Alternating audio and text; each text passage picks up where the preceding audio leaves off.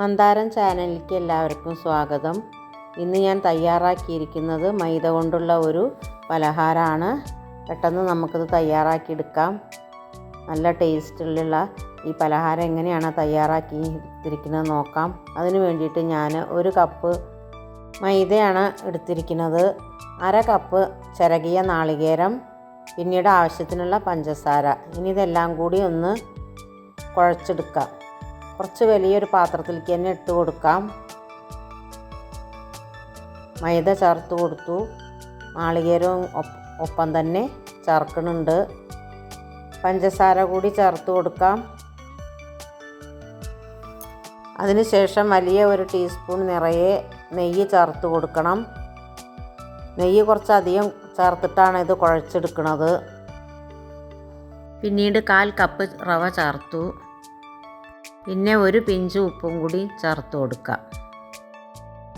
കൂടുതൽ വേണ്ട, നമ്മൾ മധുരത്തിലുണ്ടാക്കുന്നതുകൊണ്ട് കുറച്ച് ഉപ്പ് ചേർത്ത് കൊടുത്താൽ മതി. ഇനി ഒരു സ്പൂണ് വെച്ചിട്ടാണ് ഇത് കലർത്തിയെടുക്കുന്നത്. നന്നായിട്ട് എല്ലാതും ചേർത്ത് കൊടുത്ത ഈ നെയ്യും പഞ്ചസാരയും നാളികേരവും എല്ലാം കൂടി ഈ പൊടിയിൽ നന്നായി ഇളക്കി യോജിപ്പിച്ചിട്ട് എടുക്കണം. ഇനി പഞ്ചസാര വേണമെങ്കിൽ ഉരുക്കിയിട്ടായാലും ചേർത്ത് കൊടുക്കാം. ഞാനിതിപ്പോൾ ഡയറക്റ്റ് ഇട്ട് കൊടുക്കുകയാണ് ചെയ്തത്.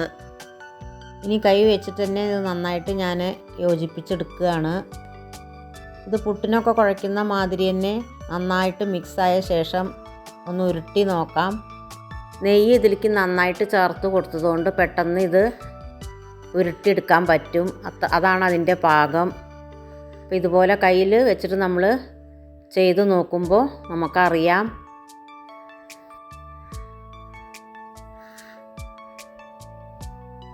ഇത്രയും മതി. ഇനി ഞാൻ ചേർത്ത് കൊടുത്തിരിക്കുന്നത് 1/4 ടീസ്പൂൺ ഏലക്ക പൊടിച്ചതാണ്.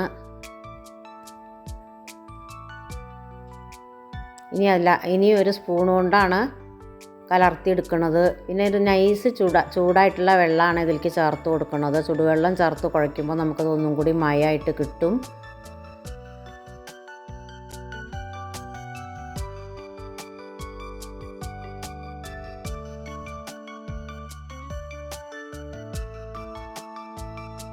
ഇനി ഒഴിച്ചു കൊടുക്കുന്ന വെള്ളം കുറച്ച് കൂടിപ്പോയാലും പേടിക്കാനൊന്നുമില്ല.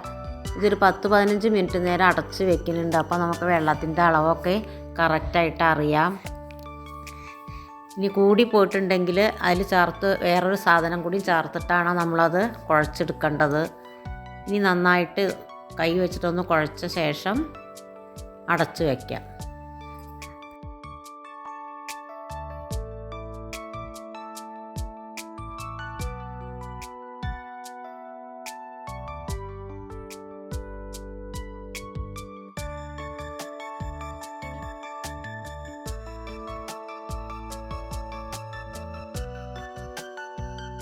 ഇതുപോലെ ആയി കിട്ടിയാൽ നമുക്കിതൊന്ന് അടച്ച് വയ്ക്കാം. ഇനി ഒരു 10-15 മിനിറ്റ് നേരം അടച്ച് വയ്ക്കണം. ഏകദേശം ഒരു 15 മിനിറ്റിന് ശേഷം ഞാനതൊന്ന് തുറന്ന് നോക്കുകയാണ്. ഇതുകൊണ്ടില്ല, അമർത്തി നോക്കുമ്പോൾ നമുക്കത് കയ്യിൽ ഒട്ടിപ്പിടിക്കുന്നൊന്നുമില്ല. എന്നാലും കുറച്ച് വെള്ളം കൂടുതലായിട്ടുണ്ട്. അതിന് വേണ്ടിയിട്ട് 1 ടീസ്പൂൺ ആട്ടയാണ് ഞാൻ ചേർത്ത് കൊടുക്കുന്നത്. ഗോതമ്പ് പൊടി ചേർത്തിട്ട് ഇനി ഇത് കുഴച്ചെടുക്കാം. ഗോതമ്പ് പൊടി ചേർത്ത് കൊടുക്കുമ്പോൾ നമുക്ക് ഈ വെള്ളത്തിൻ്റെയൊക്കെ അളവ് കൂടിയാൽ അത് കറക്റ്റായിട്ട് കിട്ടും. മൈദ ചേർക്കുകയാണെങ്കിൽ അത് വീണ്ടും കുഴഞ്ഞ മട്ടിലാണ് ഇരിക്കുക. അതുകൊണ്ടാണ് ഗോതമ്പ് പൊടി ചേർത്ത് കൊടുക്കുന്നത്. നന്നായിട്ടൊന്നും കൂടിയും ഗോതമ്പ് പൊടി ചേർത്ത ശേഷം കുഴച്ചെടുക്കാം. വെള്ളം അധികമാണെങ്കിൽ മാത്രം ഈ ഗോതമ്പ് പൊടി ചേർത്ത് കൊടുത്താൽ മതി. അല്ലെങ്കിൽ നമുക്ക് സാധാരണത്തെ പോലെ തന്നെ കുഴച്ചെടുത്താൽ മതി. ഇത് മതി. ഇപ്പോൾ പാകമായിട്ടുണ്ട്. ഇനി നമുക്കിത് നെയ്യ് കൂടുതൽ ചേർത്തതുകൊണ്ട് നമുക്ക് കയ്യിലൊട്ടി പിടിക്കുന്ന പ്രശ്നമൊന്നും വരില്ല. ഇനി അത് കയ്യിൽ വെച്ചിട്ട് തന്നെയാണ് അതിൻ്റെ ഷേപ്പ് ഉണ്ടാക്കുന്നത്.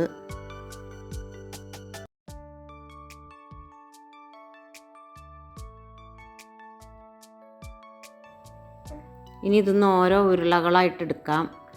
അളവ് നമുക്ക് വലുപ്പമൊക്കെ നമ്മുടെ ഇഷ്ടത്തിനനുസരിച്ച് ചെയ്താൽ മതി. ഓരോരുത്തർക്കും എത്രയാണോ വേണ്ടതെന്ന് വെച്ചാൽ അത്ര ചെയ്താൽ മതി. ഞാനിപ്പോൾ ഇതുപോലത്തെ ഉരുളകളാണ് ആക്കിയെടുക്കുന്നത്. ഇത് കനം കുറച്ചിട്ട് ചെയ്യണമെങ്കിൽ ഒന്നും കൂടിയും പകുതിയാക്കിയിട്ട് എടുത്താൽ മതി ഉരുള. വെറുതെ കയ്യിൻ്റെ ഉള്ളനടിയിൽ വെച്ചിട്ട് ഇതുപോലെ ഒരു ഷേപ്പ്, നമുക്ക് ഇഷ്ടമുള്ള ഒരു ഷേപ്പ് ഞാൻ ആക്കിയെടുക്കുകയാണ്. അല്ലാതെ നമ്മളടുത്ത് വേറെ രീതിയിൽ ഇതിൽ അച്ച് എന്തെങ്കിലുമൊക്കെ കയ്യിലുണ്ടെങ്കിൽ അത് വെച്ചിട്ടും ചെയ്തെടുക്കാം. ഞാനിപ്പോൾ ഇതുപോലെ കൈ വെച്ചിട്ടാണ് ചെയ്തെടുത്തത്. ഇത്രയും മതി. ഇങ്ങനത്തെ ഒരു ഷേപ്പാണ് ഞാൻ ഉണ്ടാക്കിയെടുക്കുന്നത്. ഇനി ഫോർക്ക് വെച്ചിട്ട് കയ്യിൽ ഫോർക്ക് ഉണ്ടെങ്കിൽ അത് വെച്ചിട്ട് നമുക്ക് ഡിസൈനൊക്കെ ചെയ്ത് കൊടുക്കാം. പക്ഷേ ഞാനതൊന്നും ചെയ്യുന്നില്ല. പെട്ടെന്ന് നമുക്ക് തയ്യാറാക്കിയെടുക്കുമ്പോൾ വേഗത്തിൽ തയ്യാറാക്കിയെടുക്കാൻ പറ്റിയൊരു പലഹാരം ആണല്ലോ. അതുകൊണ്ട് ഞാൻ ഇത്രയും ആണ് ചെയ്തെടുക്കുന്നത്. ആ എടുത്ത അളവിന് എനിക്ക് 10 ഉരുളയാണ് കിട്ടിയത്.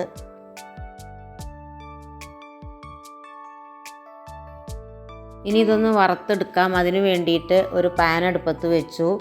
കുറച്ച് പരന്ന പാത്രമാണെങ്കിൽ നമുക്കത് വറുത്ത് കോരിയെടുക്കാൻ സൗകര്യമാണ്, ഒന്നിനോടൊന്നും മുട്ടാതിരിക്കും. ചീനച്ചട്ടിയൊക്കെ ആകുമ്പോൾ നമുക്കത് കുറച്ച് എണ്ണങ്ങളാണ് ഇടാൻ പറ്റുള്ളൂ. ഇതിപ്പോൾ ഞാൻ പകുതി ചേർത്ത് കൊടുക്കുന്നുണ്ട്.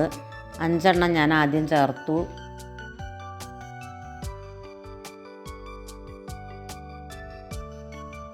എണ്ണ നന്നായിട്ട് മൂത്ത ശേഷമാണ് നമ്മളിത് ഇട്ട് കൊടുക്കേണ്ടത്. പിന്നെ നമ്മളത് മീഡിയം ഫ്ലെയിമിലേക്ക് കുറച്ച് വെക്കണം, കൂടുതൽ വെക്കേണ്ട. അതിൻ്റെ ഉൾഭാഗം വെന്ത് കിട്ടണമെങ്കിൽ നമുക്കൊരു മീഡിയം തീയിൽ വെച്ചിട്ട് വേണം വേവിച്ചെടുക്കാൻ. ചെറുതായിട്ടൊന്ന് വെന്ത് കഴിഞ്ഞാൽ നമുക്കത് തിരിച്ചിടാം. കൂടുതൽ സമയം ഇങ്ങനെ എണ്ണയിലിട്ട് വെക്കരുത്. ആ സമയം കൊണ്ട് ഒരേ സൈഡ് മാത്രമായിട്ട് കരിഞ്ഞു പോവും. ഇടയ്ക്കിടയ്ക്ക് 2-3 പ്രാവശ്യമായിട്ട് ഇത് തിരിച്ചും മറിച്ചും ഇട്ടിട്ട് വേണം വേവിച്ചെടുക്കാൻ. കുറച്ച് സമയം പിടിക്കും ഇത് വെന്ത് കിട്ടണമെങ്കിൽ. കാരണം ഉൾഭാഗം നമുക്ക് കുറച്ച് കട്ടിയായിട്ടാണല്ലോ, അതുകൊണ്ട് വേവിക്കാൻ കുറച്ച് സമയം പിടിക്കും. അതാണ് ഞാൻ ആദ്യമേ പറഞ്ഞത്. കുറച്ച് ചെറിയ ഉരുളകളാക്കിയിട്ട് നൈസാക്കിയിട്ട് പരത്തിയെടുത്താലും മതി. ചെറിയ തീയിൽ വെച്ചിട്ട് 2-3 പ്രാവശ്യമായിട്ട് തിരിച്ച് മറിച്ചിട്ട് വേവിക്കുന്നതാണ് നല്ലത്. ഇപ്പോൾ ഏകദേശം ഇത് റെഡിയായി വരുന്നുണ്ട്. കൂടുതൽ സമയം എണ്ണയിൽ കിടക്കുകയാണെങ്കിൽ നമുക്ക് കളറ് ചേഞ്ചായിട്ട് വരും. അതുകൊണ്ട് വല്ലാതെ കളറ് ചേഞ്ച് ആവണ വരെ എണ്ണയിലിടരുത്. ഇത്രയും മതി. ഇനി ഇത് എണ്ണയിൽ നിന്ന് മാറ്റിയെടുക്കാം. നല്ല ടേസ്റ്റായിട്ടുള്ള ഒരു പലഹാരമാണിത്. നമുക്ക് ചായക്കായിക്കോട്ടെ കാപ്പിക്കായിക്കോട്ടെ ഒക്കെ ഉപയോഗിക്കാൻ പറ്റും. എല്ലാവരും ഒരുപോലെ ഇഷ്ടപ്പെടുകയും ചെയ്യും. കൂടുതൽ മധുരമൊന്നുമില്ല, എന്നാൽ നമുക്ക് മധുരം ആവശ്യത്തിന് ചേർത്തിട്ടുമുണ്ട്. മധുരത്തിൻ്റെ അളവൊക്കെ നമ്മൾ ഇനി കൂടുതൽ വേണമെങ്കിൽ ചേർക്കണോണ്ട് കുഴപ്പമൊന്നുമില്ല. ഞാനിപ്പോൾ ഒരു പാകത്തിനുള്ള മധുരമാണ് ചേർത്ത് കൊടുത്തത്. ഫസ്റ്റ് ട്രിപ്പ് ഞാൻ ഇതുപോലെ തയ്യാറാക്കിയെടുത്തു. അതുപോലെ തന്നെ നമുക്ക് 2 പ്രാവശ്യമായിട്ടാണ് ഇത് ഉണ്ടാക്കിയെടുക്കുന്നത്. 1 കപ്പ് പൊടികളൊക്കെ എടുക്കുകയാണെങ്കിൽ ഇതുപോലെ നമുക്ക് 10 എണ്ണമായിട്ട് ഉണ്ടാക്കിയെടുക്കാം. എൻ്റെ ഈ വീഡിയോ നിങ്ങൾക്കൊക്കെ ഇഷ്ടപ്പെട്ടു എന്ന് വിചാരിക്കുന്നു. ഇഷ്ടപ്പെട്ടാൽ ഒന്ന് ലൈക്ക് ചെയ്യണം, ഷെയർ ചെയ്യണം, സബ്സ്ക്രൈബ് ചെയ്യണം. ഇനി ഞാൻ മറ്റൊരു വീഡിയോ ആയിട്ട് വരാം.